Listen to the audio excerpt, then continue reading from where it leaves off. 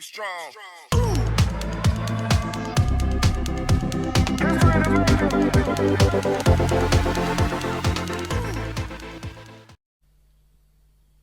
Hello guys, welcome to my channel Educational Logics.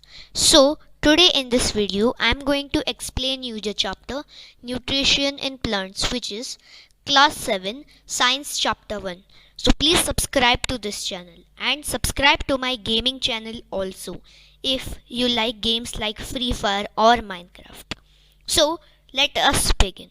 Let us begin with an introduction, revising what we have already learned. In class 6, we learned that food is essential for all living organisms. Food is essential for all living organisms because they have certain nutrients in them which help the body of the organisms in their own way. In this chapter, we are going to learn the nutrients that plant need. Okay, so we have learned the nutrients humans need. So in this chapter, we are going to learn the nutrients that plants need, how they prepare their own food, how other organisms are dependent on plants and each other, how the cells in the plant help them in their own way.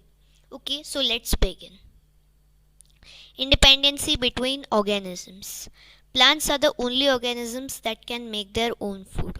All the other animals, such as you can take humans, animals, and all other organisms, are directly or indirectly dependent on plants. So, if we are talking about directly, then humans consume many plant produces, such as vegetables and fruits.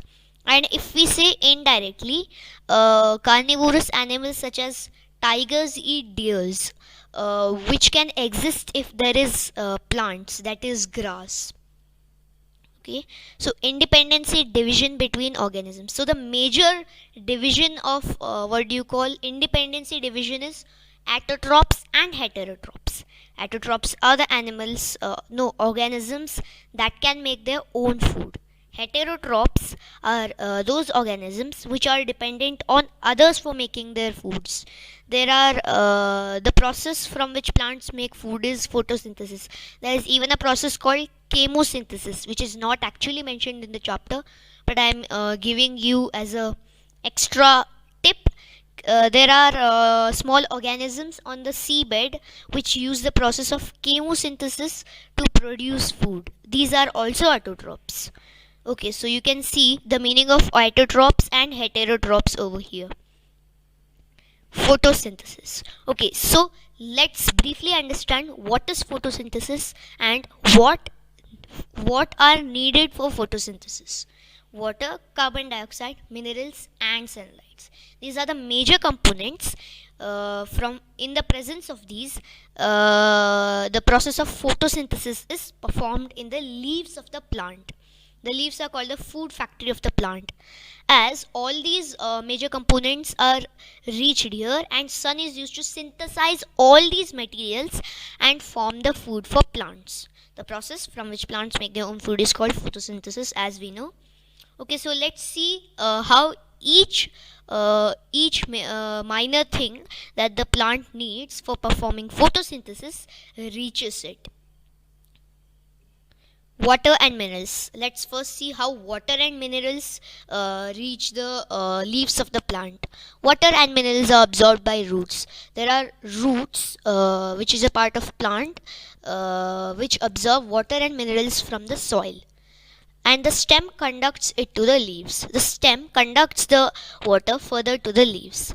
After the leaves prepare the food, the stem again distributes it to all the parts. The specific cell or vessels, you can say, to perform this activity, to take the water from the root to the leaves, and the food from the leaves to all other parts.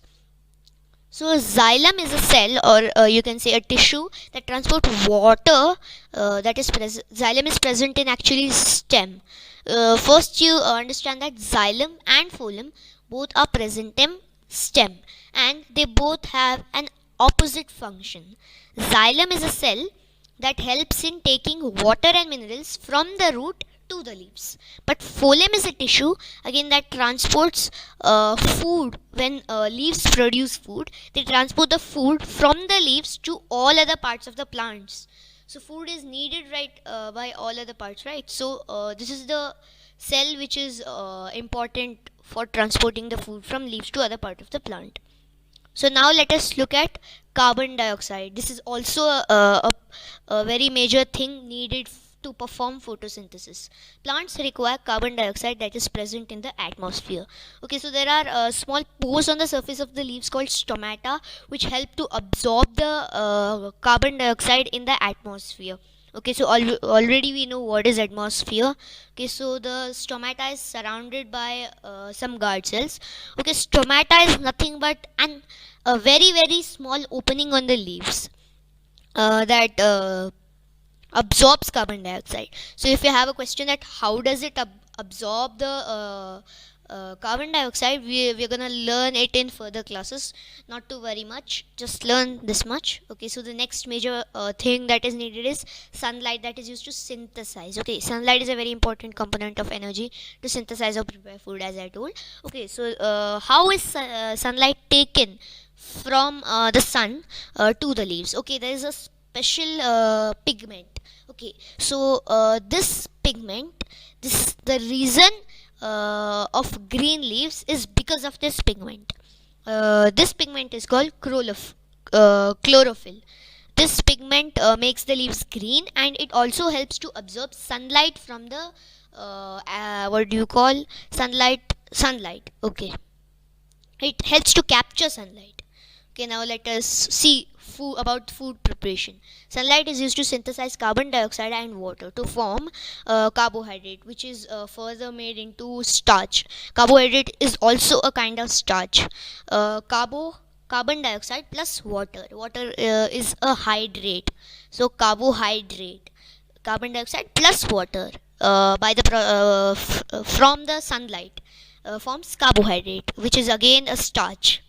From iodine test, we can prove that leaves perform photosynthesis as food. Carbon dioxide is also starch. Okay, so we can do that iodine test, because from iodine test we can confirm the presence of starch.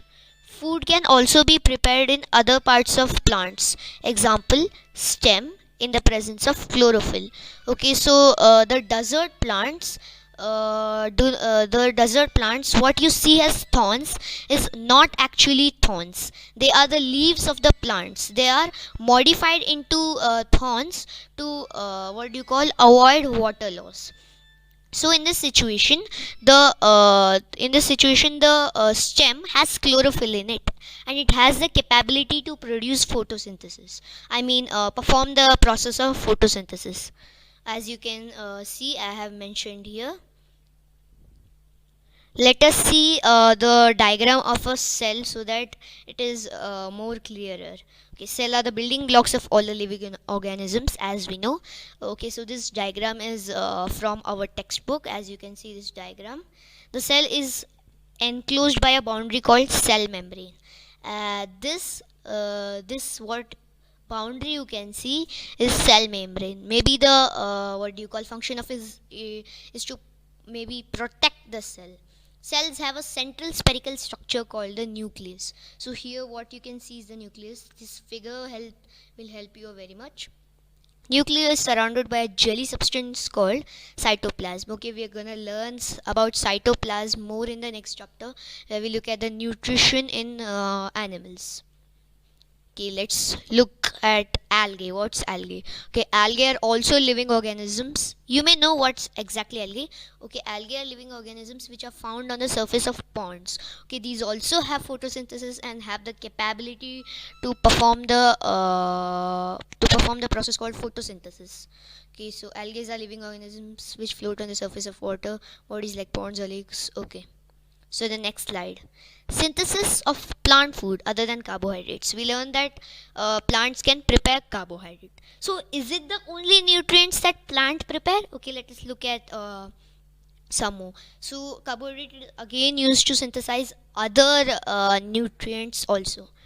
Carbohydrates in plants are made of carbon, hydrogen and oxygen. Okay, so they are used to synthesize.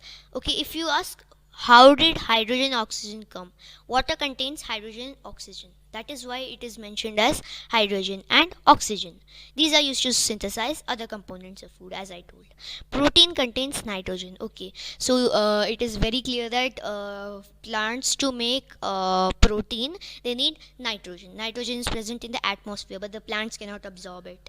Yes, the stomata doesn't has the capability to absorb nitrogen.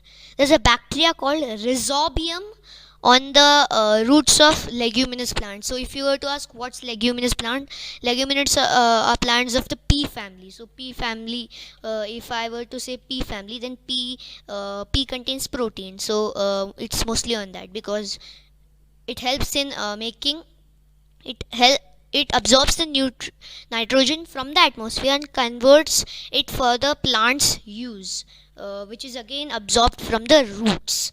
Plants absorb it with water and synthesize protein. Okay, so next slide. Heterotrophic plants. So there are even plants which are heterotrophs. Some plants do not have chlorophyll and thus cannot make their own food. Okay, so an example is Cuscuta, which is maybe a climber which climbs on other plants. It's yellow in color. It's a slim plant which climbs on other plants, and it is dependent on those plants.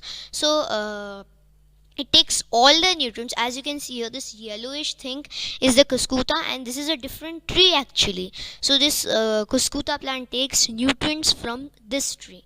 So the Cuscuta here is called parasite, so it can be also called parasitic plant, and from the plant it is taking food is called the host.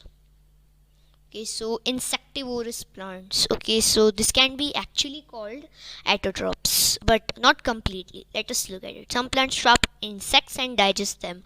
They're called insectivorous plants. Okay, you may know this is the pitcher plant. Pitcher plant is one such plant in which leaf is modified into a jug shape. What jug shape you can see here is the leaf actually of the plant. As you can see in this diagram, this much part of the leaf is actually like a leaf, and the remaining part is like a jug, which we call as picture. uh, it has hair like things inside it, and whenever an insect flies into it, it gets entangled into the hair, and this lid, what you can see here, gets closed and the insect is trapped. The digestive juices in it, what do you call, helps to take all the nutrients from the insects and digest it. In this way they get all their nutrients required from that insect. Next slide. Okay, saprotrophs. Let's look. This is again a kind of heterotrophic plant. Fungi are organisms that come from air. Fungal spores. Okay, there are fungal spores in the atmosphere. Grow on food items such as bread, dead animals, pickles. So let's first define saprotrophs. Okay, so saprotrophs are animals whose spores are in the atmosphere. Whenever they find a dead or decaying matter, they grow on it and take all the nutrients from it. The organisms that depend for food on dead and decaying items are called saprotrophs. So I have not here mentioned that their pores are in the atmosphere. Some fungus are useful for us, such as mushroom or yeast. Some fungus also provide medicines. So some fungus here are very useful to humans. Let's go to the next slide. Symbiosis. Okay, so this is a type of relation between plants. Let us learn about it. It's a type of trade between the plants. Some organisms live together and maintain trade between them. They share shelter, nutrition, etc. Actually, it's not one-sided. If one plant is maybe providing all the what do you call, required things for photosynthesis, the other plant makes photosynthesis and gives to the plant. Thus, they maintain a good relationship. This relationship is called symbiosis. For example, certain fungi grow on the roots of plants. The plant provides it with nutrients and fungi provides it with water. Okay, so in lichen, an organism. Lichen is an organism, a chlorophyll containing alga. Okay, so an alga is there in it, and a fungus in an organism live together. The fungus provides shelter, water, and nutrients to the alga. But there is no the fungus doesn't has the capability to perform photosynthesis, so it provides these things to it. And as the alga has chlorophyll in it, it prepares food and shares it with the fungus. In this way they maintain a symbiosis relationship. How nutrients are replenished in the soil. So replenished means reloaded or restored. As plants absorb nutrients, they are used up slowly. Yes, that's true. The nutrients in soil are not unlimited. Farmers or gardeners often spread manure or fertilizers to restore these nutrients in the soil. So this is one way. Okay, so another way which is only used to restore nitrogen, as you can think of, is rhizobium restores nitrogen. So this was like we already have learnt about rhizobium. Farmers who grow leguminous plants do not need nitrogen fertilizers. Okay, so they have a very good what do you call advantage who grow leguminous plants, as the plants maintain relationship with rhizobium. Thank you guys, that much only for this video. In next video I'll be teaching you about the chapter nutrients in animals, in which we are going to learn many things about the digestive system and many things right from the mouth till the anus, guys. So that's all in today's video, guys. Please subscribe to my channel and subscribe to my gaming channel too, guys. So bye, guys.